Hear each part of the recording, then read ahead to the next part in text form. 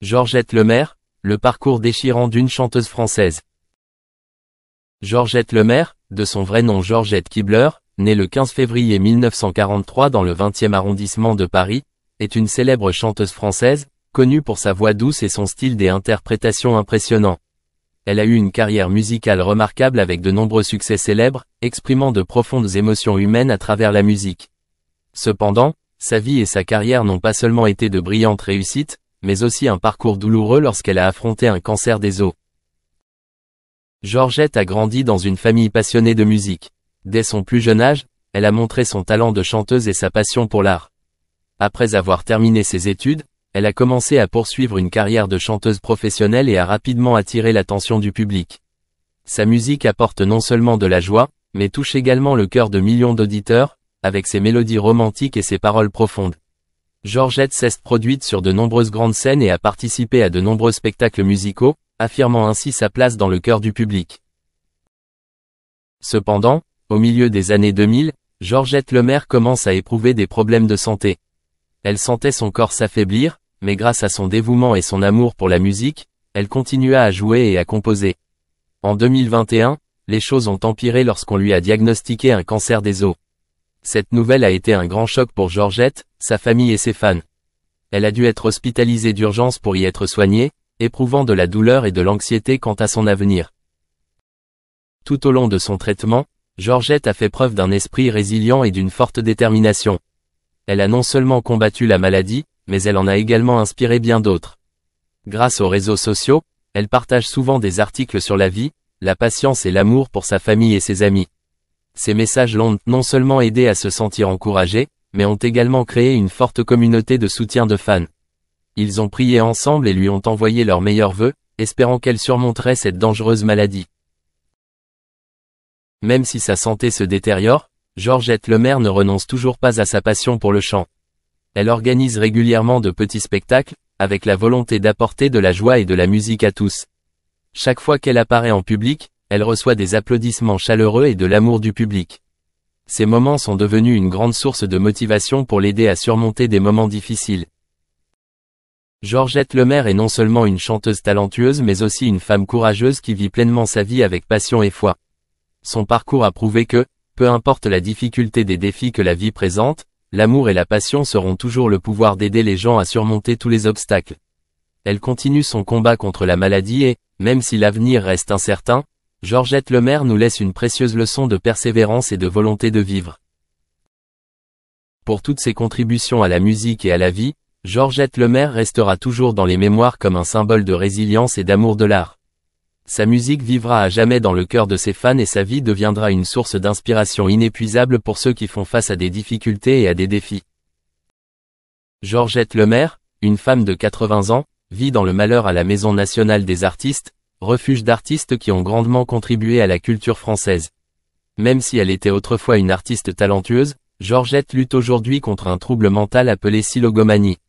Il s'agit d'un état psychologique qui la rend incapable d'abandonner ou de jeter des objets, qu'ils aient de la valeur ou non. L'espace autour de Georgette devenait de plus en plus exigu et encombré en raison de l'accumulation de ses affaires. Chaque petit coin de sa chambre est rempli d'objets anciens, allant de peintures inachevées, de livres à des ustensiles usés par le temps. Elle les gardait comme s'il s'agissait de souvenirs précieux, même si la plupart d'entre eux avaient perdu de leur valeur. Ces objets rendent non seulement son espace de vie étouffant, mais rendent également difficiles ses déplacements et ses activités quotidiennes. Chaque fois que quelqu'un venait lui rendre visite, Georgette ressentait un sentiment de honte en voyant ce gâchis. Elle devait souvent expliquer pourquoi elle ne pouvait rien jeter, que chaque objet avait sa propre histoire, une partie de sa vie. Mais au fond, Georgette savait aussi que cela non seulement l'affectait, mais mettait également les autres mal à l'aise. Même si elle ne peut pas changer sa condition, Georgette s'efforce toujours de maintenir un sens de créativité dans son travail artistique. Ses œuvres reflètent souvent des émotions fortes et profondes, comme si elles étaient nées de sa propre douleur et de sa propre répression. À chaque coup de pinceau, elle essaie de créer un monde différent, où elle peut échapper au désordre de la vie réelle. Georgette Lemaire est un témoignage vivant de la bataille constante entre l'art et la psychologie. Elle représente ceux pour qui la douleur fait non seulement partie de la vie mais aussi une source d'inspiration pour la créativité. Même si sa vie semblait être un combat sans fin, chaque jour qui passait, Georgette continuait à dessiner, continuer à créer et espérer qu'un jour, elle trouverait la paix dans mon âme. L'histoire de Georgette n'est pas simplement celle d'une femme souffrant de silogomanie, mais c'est aussi un voyage émotionnel fait de pertes, de désir de liberté et de passion pour l'art. Cela nous rappelle que dans les circonstances les plus difficiles, l'art peut encore être un moyen de trouver la guérison et l'espoir.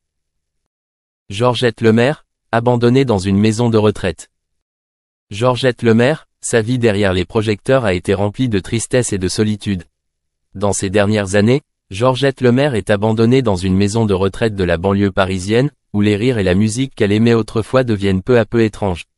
Les journées s'écoulaient entre quatre murs tranquilles, elle vivait dans les souvenirs et la nostalgie d'une jeunesse brillante et de performances en pleine floraison. Être abandonné n'est pas seulement une douleur physique, mais aussi une profonde blessure mentale. On dit souvent que les artistes ont leur propre monde et que lorsque le public ne se souvient plus d'eux, ils se retrouvent seuls dans leur propre monde. Georgette Lemaire, avec ses 12 chansons, a touché le cœur de millions de personnes. Mais maintenant, elle est seule dans une maison de retraite, où tout le monde autour d'elle a ses propres histoires, ses propres souvenirs, et personne ne comprend la solitude qu'elle doit traverser. Chaque matin, lorsque la lumière du soleil brillait à travers la fenêtre, elle s'asseyait près de la fenêtre, regardait dehors et se souvenait des beaux jours où elle était une artiste populaire. Les spectacles, les tournées mondiales et ses compagnons musicaux lui manquent. La différence entre le passé et le présent la rend confuse, alors que la gloire d'antan n'est plus là. Une maison de retraite n'est pas l'endroit où elle souhaite passer ses dernières années. Les repas monotones et les conversations ennuyeuses avec les collègues rendaient le temps long. De nombreuses nuits, elle entendait souvent les rires des jeunes dans la rue et son cœur se sentait aigri. Elle voulait se joindre à ces rires, mais tout avait changé. Elle n'était plus une star. Il s'agissait simplement de Georgette Lemaire, une vieille femme vivant seule dans une maison de retraite. Cependant, les souvenirs de musique et d'amour restent à jamais gravés dans son cœur. C'est la plus grande source d'encouragement pour l'aider à traverser ces journées ennuyeuses.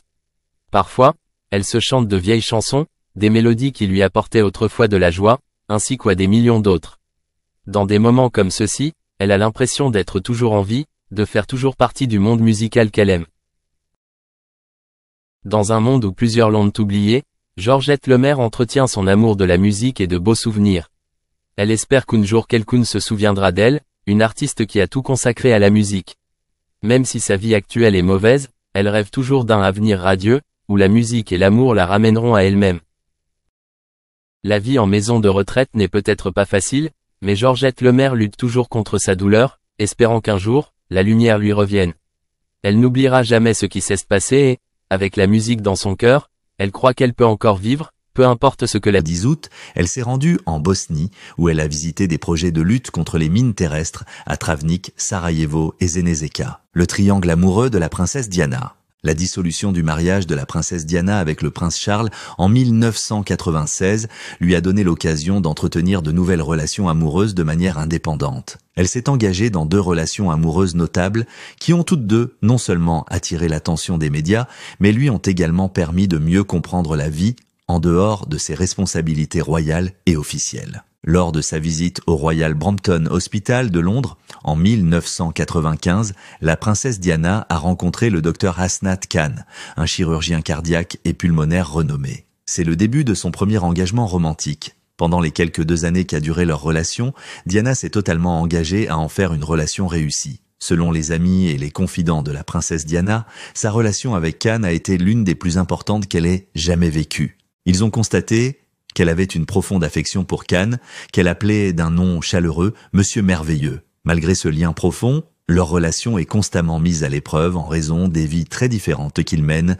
et de l'attention incessante que leur portent les médias. En 1997, le couple a finalement décidé de mettre fin à leur relation en raison de la pression persistante exercée par le regard du public et des contrastes inhérents à leur vie. Au cours de l'été 1997, la princesse Diana a entamé une romance très médiatisée avec Dodi Fayad, le fils du millionnaire égyptien Mohamed Al-Fayad. Cette relation est née de la rupture de ses fiançailles avec Khan. Par ailleurs, la relation de Diana avec Dodi était bien documentée, contrairement à celle qu'elle entretenait avec Khan. La relation entre Diana et Dodi était associée à un mode de vie somptueux et glamour, souvent documenté par les photographes paparazzi lorsqu'ils étaient en vacances. Lors de l'une de ces vacances, Ils se sont rendus sur la Côte d'Azur, où ils ont passé un temps considérable à bord du luxueux bateau qui appartenait au père de Dodi. Ce voyage a été largement documenté. En peu de temps, la relation entre Diana et Dodi est devenue l'objet d'une grande curiosité de la part des médias. Les photographes ont pris un grand nombre de photos du couple en train de s'amuser ensemble. Grâce à l'attention soutenue des médias, leur relation est devenue un spectacle mondial. Malgré sa courte durée, la relation de Diana et Dodi était puissante et remplie d'amour. Lorsque l'on examine les relations de Diana, il apparaît clairement qu'elle souhaitait des liens réels et un sentiment de normalité, malgré le fait qu'elle soit issue d'une famille royale. Diana a trouvé le bonheur en dehors de la famille royale dans les moments qui ont précédé sa mort prématurée. Cela s'est produit après qu'elle ait divorcé du prince Charles à la suite de l'adultère de celui-ci avec Camilla Parker Bowles et qu'elle ait pris ses distances avec la famille royale. À l'âge de 36 ans, elle était sur le point d'entamer un nouveau chapitre de sa vie, un chapitre dans lequel elle trouverait l'amour et la compagnie de Dodi, un producteur de films distingué. Dodi et Diana se sont embarqués pour un voyage à Saint-Tropez où Diana pouvait enfin faire une pause dans les innombrables difficultés qu'elle avait rencontrées dans ses relations passées. Ils avaient l'intention de passer une courte période à l'hôtel Ritz pendant leurs vacances. Ce choix a toutefois été influencé par un facteur important, à savoir la présence de paparazzi. L'obsession du public pour Diana n'a pas diminué malgré le fait qu'elle ne soit plus membre de la famille royale. Elle est restée l'une des femmes les plus importantes de son époque.